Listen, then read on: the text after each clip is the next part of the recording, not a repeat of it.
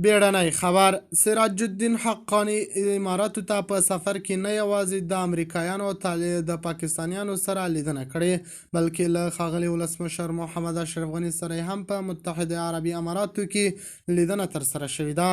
د خرابات ټي وي چینل درنو لیدونکو سلام، ستړي مشئ، وخت مو بخیر.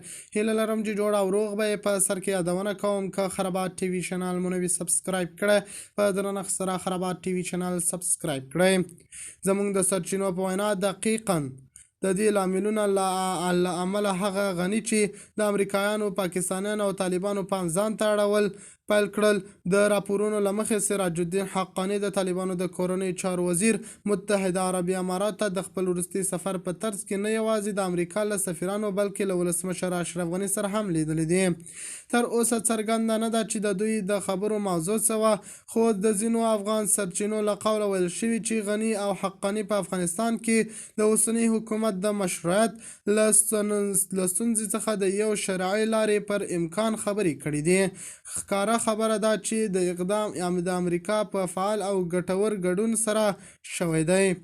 د یو سناریو له مخې ټاکل شوي چې د نوموړي د روان کال 2024 په پای کې چې ولسمشر غني قانوني واک پای ته رسیږي، د طالبانو له مشرانو سره د لیدو لپاره کابل ته راشي.